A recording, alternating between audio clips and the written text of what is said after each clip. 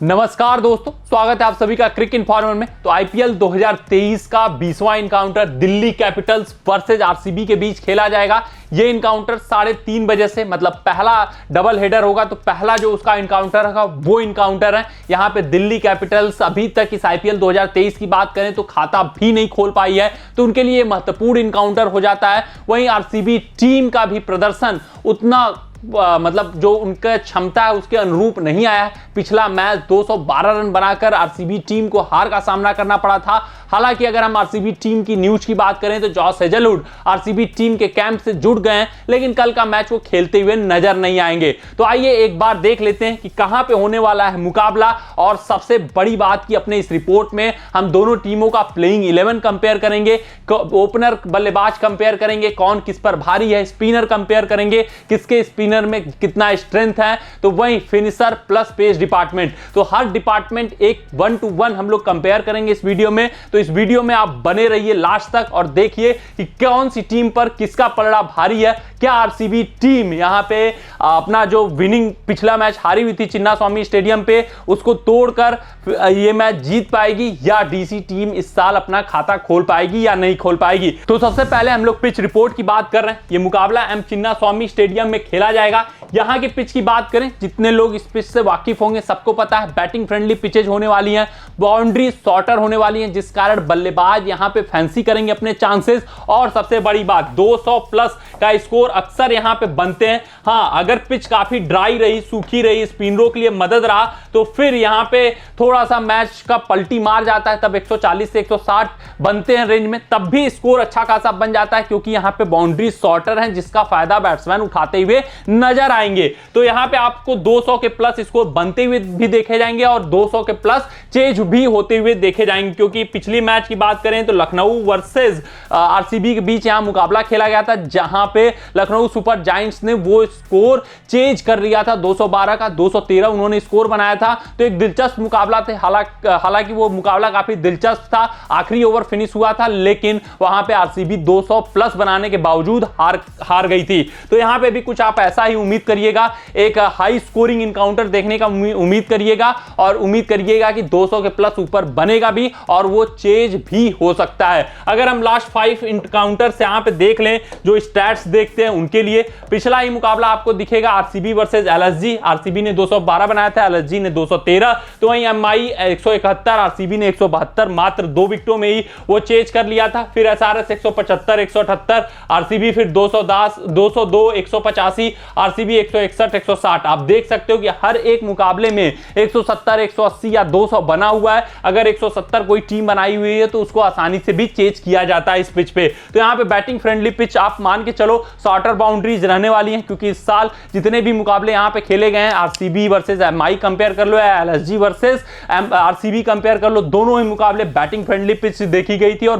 बल्लेबाजों का बोलबाला था इस पिच पे। अगर हम इंटरनेशनल मैच की बात करें तो यहाँ पे भी आप देखोगे 190 और 202 रन बने हुए हैं। तो यहाँ पे आप मानकर चलो बल्लेबाज ही डोमिनेट करते हुए नजर आएंगे गेंदबाजों के ऊपर। वहीं पेस डिपार्टमेंट थोड़ा बहुत एक्टिव हो सकता है इन डेथ ओवर्स। अब बात कर लेते हैं अपने मेन पार्ट पे, जो है प्लेइंग 11। दोनों टीमों की क्या प्लेइंग 11 होने वाली है, क्या बदलाव होने वाले हैं, और सबसे बड़ी बात कि दोनों टीमों के बीच कंपैरिजन भी किया जाएगा कि कौन किस पर कितना भारी है। अगर हम सबसे पहले ओपनर उठा लेते हैं दोनों टीमों के, तो ओपन करते हुए आपको फिक्स हैं दोनों टीमों के ओपनर कंफर्म्ड हैं, फाफ डु प्लेसिस और विराट कोहली। तो वहीं इधर से ओपन करते हुए नजर आएंगे डेविड वार्नर और पृथ्वी शॉ। अगर दोनों ओपनरों को कंपेयर करते हैं, पहले फाफ डु प्लेसिस को उठाते हैं, तो फाफ डु प्लेसिस का फॉर्म इनके साइड है, बेहतरीन फॉर्म में दिख रहे हैं, 250 मार चुके हैं इस आईपीएल में। और जो पूरी बैटिंग डिपेंडेंसी है वो Faf du Plessis, Virat Kohli और ग्लेन मैक्सवेल, इन 3 बल्लेबाजों पे। अगर ये 3 बल्लेबाज अच्छा प्रदर्शन करते हैं तो आरसीबी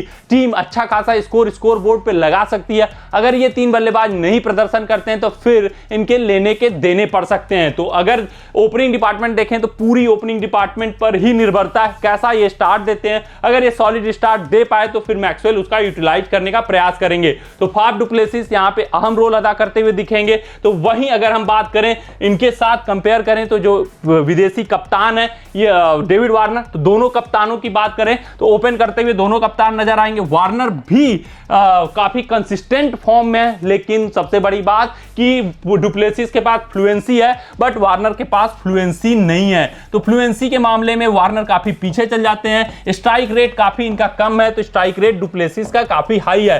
कप्तानी स्किल की बात करें तो वार्नर की कैप्टनसी स्किल डाउन हुई है, तो वहीं डुप्लेसिस की कैप्टनसी स्किल इंक्रीज हुई है। तो आप समझ सकते हो कि डुप्लेसिस वार्नर के ऊपर भारी पड़ते हुए दिखाई दे रहे हैं और वार्नर को इस बार प्रूव करने को बाकी है, क्योंकि दिल्ली कैपिटल्स 4 के 4 मुकाबले हार चुकी है और उनको अभी आईपीएल 2023 में खाता खोलना बाकी है। तो वहीं आरसीबी ने एमआई को एक मुकाबला हराया हुआ और एक मैच जीते हुए हैं। तो आरसीबी में कप्तानी में और ओपनिंग में बात करें तो पलड़ा किसका भारी दिखता हुआ दिख रहा है? डुप्लेसिस का फॉर्म उनके साइड है, कंसिस्टेंसी उनके साइड है, प्लस फ्लुएंसी भी उनके बल्लेबाजी में है। वहीं वार्नर की बात करें तो फॉर्म तो जरूर उनके साइड है, लेकिन बॉलें बहुत खा ले रहे हैं, स्ट्राइक रेट उतना बढ़िया नहीं मेंटेन कर पा रहे हैं और कप्तानी भी काफी लचर कर रहे हैं। अब दूसरे बल्लेबाज का कंपैरिजन करते हैं, वो है पृथ्वी शाह और विराट कोहली। दो भारतीय ओपनर बल्लेबाज इस मैच में ओपनिंग करते हुए दिखेंगे। अगर विराट कोहली का तुलना करें पृथ्वी शाह से तो कोई तुलना समझ में आता नहीं है, लॉजिक भी नहीं बनती है कि इन दोनों की तुलना किया जाए।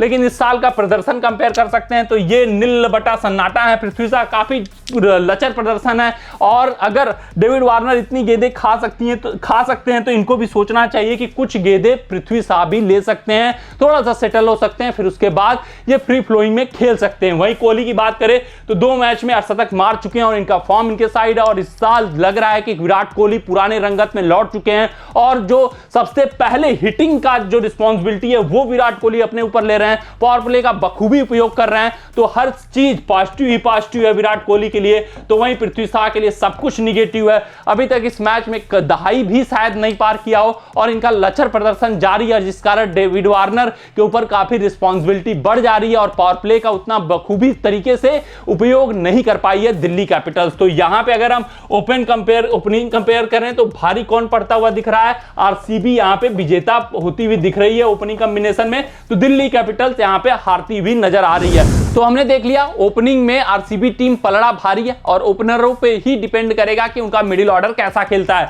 तो अब अगर हम मिडिल ऑर्डर कंपेयर करें जो कि इस मैच में मैच डिफाइनिंग साबित हो सकता है, आरसीबी की तरफ से महिपाल लोमरोल, ग्लेन मैक्सवेल और शहबाज अहमद नंबर 3, नंबर 4 और नंबर 5 पे बल्लेबाजी करते हुए दिखेंगे। तो वहीं दिल्ली कैपिटल्स की तरफ से मनीष पांडे, यश ढुल या रिले रूजो में से कोई एक या अक्षर पटेल, ये 3 बल्लेबाजी करते हुए दिख सकते हैं। आप कहोगे अक्षर पटेल कैसे? तो अक्षर पटेल का इस मैच में प्रमोशन हो सकता है क्योंकि डेविड वार्नर ने इस बात को पिछले मैच में ही पोस्ट मैच कॉन्फ्रेंस में कबूल लिया था कि अक्षर पटेल काफी जबरदस्त फॉर्म में है और उनको ऊपर बैटिंग करने के लिए भेजा जा सकता है अगले कुछ मैचों में। तो अक्षर पटेल आपको ऊपर बैटिंग करते हुए दिख सकते हैं। तो यहां पे नंबर 3, नंबर 4 और नंबर 5 अगर यहां पे भी कंपेयर किया जाए तो इंपैक्ट प्लेयर के नाम पे इन दोनों टीमों में ग्लेन मैक्सवेल ही दिखते हैं और ग्लेन मैक्सवेल इन सभी 6 प्लेयरों को कंपेयर करें तो सबसे भारी पड़ते हुए दिखाई दे रहे हैं और इनका जो इंपैक्ट है इस टी20 क्रिकेट में वो भी जबरदस्त रहा है। पहले मैच में भी जितने गेंदें इन्होंने खेली थी, शानदार खेली थी। तीसरे मैच में काफी जबरदस्त प्रदर्शन किया था एलएसजी के खिलाफ और 200 का प्लस जो टोटल बनाई थी उसमें काफी अहम योगदान था मैक्सवेल का भी, डुप्लेसिस के साथ और विराट कोहली के साथ। तो मैक्सवेल का यहां पे जो आरसीबी का मिडिल ऑर्डर है पूरी तरीके से इनके ऊपर डिपेंडेंट है। अगर चले तो ठीक, नहीं चले तो फिर महिपाल लोमरोल के नाम पे निगेटिव, शहबाज अहमद के नाम पे निगेटिव। मतलब ये दोनों बल्लेबाज उतना प्रतिभा नहीं छोड़ सकते, उतना इंपैक्ट नहीं छोड़ सकते। तो पूरी की पूरी डिपेंडेंसी ग्लेन मैक्सवेल के ऊपर आरसीबी की मिडिल ऑर्डर की आ जाती है। तो वहीं अगर हम बात करें दिल्ली कैपिटल्स के मिडिल ऑर्डर की तो यहां पे मनीष पांडे दिखेंगे। पिछले मैच में जरूर रंगत में दिखे थे लेकिन इसके अलावा इनका वो इंपैक्ट अभी तक आईपीएल में नहीं आ पाया है। आईपीएल क्या, ये डोमेस्टिक क्रिकेट में भी स्ट्रगल करते हुए इस वक्त दिख रहे हैं। हालांकि ऋषि के पास कोई ऑप्शन नहीं बचा इनको खिलाने के अलावा, तो मनीष पांडे के साथ स्टिक कर रही है। अब ये कैसा खेलेंगे कल के दिन पता ही चल पाएगा। यश ढुल पिछले मैच में खेले थे, यही खेलते हुए नजर आए थे, पहले बॉल पे ही आउट हो गए थे। तो फिर ये कैसा खेलेंगे? तो यहां पे भी निगेटिव पार्ट है, यहां पे भी निगेटिव पार्ट है। जो पॉजिटिव पार्ट है वो है अक्षर पटेल। अक्षर पटेल का फॉर्म उनके साइड है, जबरदस्त बल्लेबाजी करते हुए दिख रहे हैं और उन्होंने स्कोर भी किया हुआ है जितने मैचेज में उनकी बैटिंग आई हुई है और यहां पे ये ऊपर कंफर्म है कि खेलते हुए दिखेंगे, नंबर 5 तक बल्लेबाजी आती हुई दिखेगी। तो अगर दोनों टीमों को कंपेयर किया जाए तो मिडिल ऑर्डर लगभग दोनों टीमों का बराबर है। एक तरफ मैक्सवेल अपना पलड़ा थामे हुए हैं तो दूसरी तरफ अक्षर पटेल ये कार्यभार संभालते हुए नजर आएंगे। तो मिडिल ऑर्डर में दोनों ही टीमें बराबरी पे समाप्त करती हैं। तो ओपनिंग ऑर्डर देख लिया, मिडिल ऑर्डर देख लिया, अब बात करते हैं फिनिशर की। तो फिनिशर की भूमिका में दिखेंगे आरसीबी की तरफ से दिनेश कार्तिक। तो यहां पे रोमन पावेल और ललित यादव या अभिषेक पोरल के ऊपर ये जिम्मेदारी आती हुई दिखेगी। अगर हम बात करें फिनिशर की, बेस्ट फिनिशर की, तो दिनेश कार्तिक का फॉर्म जरूर पिछले साल इनके साइड था, लेकिन इस साल इनका मैच प्रैक्टिस नहीं है, मैच गेम नहीं है, और जो पिछली बार का मोटिवेशन था कि वर्ल्ड कप खेलना है, वो मोटिवेशन भी दिनेश कार्तिक से गायब है। अभी तक के मैचों में कुछ भी खास प्रभाव नहीं छोड़ पाया है और ये सिर्फ और सिर्फ 3 ओवर में ही बल्लेबाजी करते हुए दिखेंगे एट द मैक्स, और वहीं पे इनको छाप छोड़ना होगा। जो 10 गेंदों पे 30 रन 20 रन बना लें वही है, लेकिन इनका फॉर्म इस साल इनके साइड नहीं है, मैच प्रैक्टिस नहीं है और मोटिवेशन की भी कमी है। तो फिनिशर में भी आरसीबी यहां पे लैग कर रही है। तो वहीं अगर बात करें रोमन पावेल की और ललित यादव या अभिषेक पोरल की, तो इनका भी उतना बेहतरीन प्रदर्शन नहीं है, कोई ये भी झंडे नहीं गाड़ दिए हैं। अगर बात करें रोमन पावेल की तो ये काफी संघर्ष करते हुए दिख रहे हैं। स्पिनरों के आगे जो इनका डिफिकल्टी है वो पकड़ी गई है। लेग स्पिन ये खेलना बहुत ही दुश्वार होता जा रहा है इनका, और जो ये इनका ड्रॉबैक है ये इस टीम को काफी पीछे घसीटते हुए जा रहा है। वहीं अगर हम बात करें ललित यादव या अभिषेक पोरल की, तो इन्होंने भी अभी उतना अच्छा खासा इंप्रेस नहीं किया है। तो फिनिशर डिपार्टमेंट में दोनों ही टीमों का जो हालात हैं वो बराबर हैं, खस्ते ही हैं, और दोनों ही टीमें इस बार फिनिशिंग डिपार्टमेंट में कमजोर दिखी हैं। तो फिनिशर डिपार्टमेंट हमने देख लिया, अब देख लेते हैं स्पिन डिपार्टमेंट में। तो आरसीबी के लिए जो खुशखबरी आ रही है वो है कि उनका जो सबसे एस स्पिनर है, जो तुरुप के इक्के वानिडू हसरंगा, उनकी वापसी हो रही है। कुछ मैचों में माइकल ब्रेसवेल से इन्होंने काम चलाया था, लेकिन अब इनके जो सबसे इंपॉर्टेंट ब्रह्मास्त्र कह सकते हैं इस डिपार्टमेंट के वानिडू हसरंगा, विकेट टेकिंग ऑप्शन, यहां पे उनकी वापसी हुई है। लेकिन जो डेविड वार्नर की टीम के सबसे बड़े अस्त्र हैं कुलदीप यादव, उनका जो थोड़ा सा फॉर्म है वो थोड़ा सा डिप हुआ है। वो इसलिए कि वो कॉन्फिडेंस डेविड वार्नर नहीं दिखा पा रहे हैं कुलदीप यादव में। पिछले 3 मैचों में तो कुलदीप यादव ने जबरदस्त गेंदबाजी की थी, लेकिन चौथे मैच में मात्र 2 ओवर फेंका, काफी कॉस्टली साबित हुए। फिर उसके बाद वो कॉन्फिडेंस इनके अंदर नहीं दिखा पाए डेविड वार्नर। तो कुलदीप यादव का पिछले मैच का फॉर्म देखें तो वो डिप हुआ है, लेकिन उससे पहले जबरदस्त फॉर्म में भारतीय टीम से बेहतरीन प्रदर्शन कर रहे हैं। तो 1-to-1 कंपेयर कर ले स्पिन डिपार्टमेंट में, तो इनके पास भी लेग स्पिनर मौजूद है, इनके पास चाइना मैन स्पिनर मौजूद है, इनके पास भी विकेट टेकिंग ऑप्शन है, इनके पास भी विकेट टेकिंग ऑप्शन है। मिडिल ओवर्स में इनके साथ निभाने के लिए शहबाज अहमद, ग्लेन मैक्सवेल जैसे बॉलर मौजूद है। तो वहीं अक्षर पटेल जैसा कुशल ऑलराउंडर इनके पास मौजूद है, जो कुछ ओवर की स्पिन गेंदबाजी करके दे सकता है। तो दोनों टीमों को कंपेयर करें तो थोड़ा सा स्पिन डिपार्टमेंट में यहां पे दिल्ली कैपिटल्स का पलड़ा भारी पड़ता हुआ दिखाई दे रहा है। वो क्यों? क्योंकि अक्षर पटेल की जो कुशलता है स्पिन बॉलिंग में वो जग जाहिर है। वो अक्षर पटेल का क्वालिटी शहबाज अहमद और ग्लेन मैक्सवेल नहीं लाकर दे सकते। तो थोड़ा सा यहां पे 19 पड़ जाती है स्पिन डिपार्टमेंट में आरसीबी, तो वहीं 20 पड़ती हुई दिल्ली कैपिटल्स दिखाई दे रही है। और लेकिन जो सबसे बड़ी बात कि इस स्पिन डिपार्टमेंट को डेविड वार्नर को सही से यूटिलाइज करना होगा, इनको कॉन्फिडेंस देना होगा, जो कॉन्फिडेंस की जरूरत है दोनों स्पिनरों की वो देना होगा। तो फिर ये इनके लिए झंडे गाड़ सकते हैं। ये इनके लिए जो अभी तक इस आईपीएल में नहीं हुआ है, एक भी मैच नहीं जीते हैं, वो मैच जितवा कर दे सकते हैं। तो हमने ओपनिंग कॉम्बिनेशन देख लिया, मिडिल ऑर्डर देख लिया, स्पिन डिपार्टमेंट देख लिया, फिनिशर देख लिया। अब बात करते हैं पेस डिपार्टमेंट की। अगर हम बात करें पेस डिपार्टमेंट की तो मुस्तफिजुर रहमान या खालिल अहमद में से कोई एक दिल्ली कैपिटल्स की तरफ से खेलता हुआ दिखेगा, जिसमें अगर खालिल अहमद फिट हो गए तो खालिल अहमद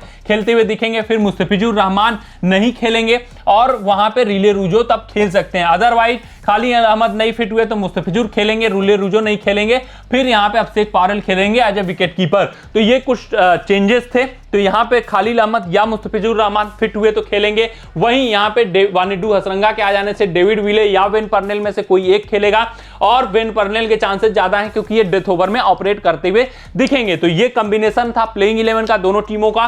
पेस डिपार्टमेंट में जरूर चेंजेस होंगे दोनों टीमों में। अगर खालिल अहमद फिट हुए तो यहां पे मुस्तफिजुर रहमान को बाहर बैठना होगा, अदरवाइज वही पेस डिपार्टमेंट इनका दिखेगा जो पिछले मैच में था। तो वहीं अगर हम बात करें यहां पे आरसीबी की, तो वानिडू हसरंगा तिरंगा के अंदर आने से डेविड विले या वेन पर्नेल में से किसी एक का पत्ता कटेगा। विले के चांसेस ज्यादा है पत्ता कटने की। तो अब बात कर लेते हैं दोनों टीमों के पेस डिपार्टमेंट के कंपैरिजन की। यहां पे डेविड विले या वेन पर्नेल में से कोई एक, फिर हर्षल पटेल, मोहम्मद सिराज, 3 पेसर महत्वपूर्ण पेसर दिखेंगे। इंपैक्ट प्लेयर के रूप में आकाशदीप को भी इंक्लूड किया जा सकता है। तो 4 पेसर हो गए। तो वहीं अगर हम बात करें मुकेश कुमार, एनरिक नॉर्किया और मुस्तफिजुर रहमान या खलील अहमद, ये इनके 3 पेसर होंगे। और रोमन पावेल भी कुछ ओवर की गेंदबाजी पेस डिपार्टमेंट में दे सकते हैं। कंपैरिजन की बात कर लें तो यहां पे आपको डेविड विले, वेन पर्नेल आपको स्विंग करा कर देंगे शुरुआती ओवर में। तो वहीं उनके पास मुकेश कुमार जैसा काबिल स्विंग गेंदबाज है जो शुरुआती ओवर में स्विंग करा सकता है। खलील अहमद खेले तो वो भी शुरुआती ओवर में स्विंग करा सकते हैं।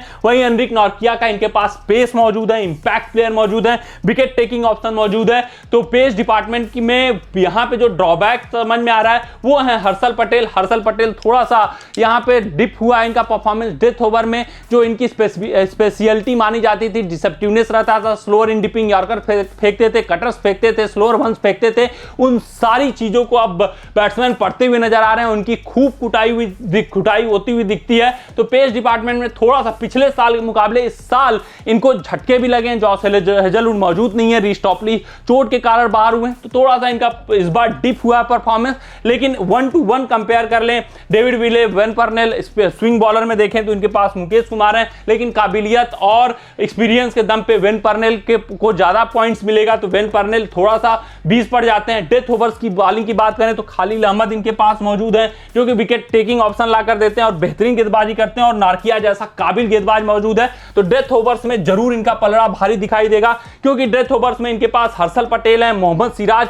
कुछ ओवर की गेंदबाजी कर सकते हैं। तो ये दोनों तो मौजूद हैं। वेन पर्नेल भी डेथ ओवर में ऑपरेट कर सकते हैं, लेकिन जो इंपैक्ट इस वक्त खलील अहमद या एनरिक नॉर्किया ला कर देंगे वो इंपैक्ट डेथ ओवर में ना हर्षल पटेल ला कर दे सकते हैं, न वेन पर्नेल ला कर दे सकते हैं, न मोहम्मद सिराज ला कर दे सकते हैं। तो यहां पे डेथ ओवर्स में भी इनका पल्ला भारी हो जाता है। वहीं फिर बात कर लेते हैं हम लोग मिडिल ओवर्स में मुस्तफिजुर रहमान, खलील अहमद ऑपरेट करते हुए दिखेंगे। एनरिक नॉर्किया भी 1-2 ओवर कर सकते हैं। तो यहां पे हर्षल पटेल पूरा का पूरा मिडिल ओवर्स और प्लस डेथ ओवर ऑपरेट करेंगे। तो हर्षल पटेल का फॉर्म डिप हुआ है। तो पेस डिपार्टमेंट में जरूर यहां पे थोड़ा सा इनका पलड़ा गिरा हुआ है आरसीबी का, लेकिन इनके जो पेसर्स हैं वो क्वालिटी वाले थे। चोट लगने से पहले जॉस हेजलवुड थे, रीस टॉपली थे, वहां पे पेस डिपार्टमेंट क्वालिटी था, लेकिन अभी भी क्वालिटी मौजूद है। लेकिन कंपेयर कर लें, 1-to-1 कंपैरिजन कर लें तो दिल्ली की पेस डिपार्टमेंट भी उतनी मजबूत और सशक्त दिखाई दे रही है। और यहां पे चोट लगने के बाद इस मैच की बात करें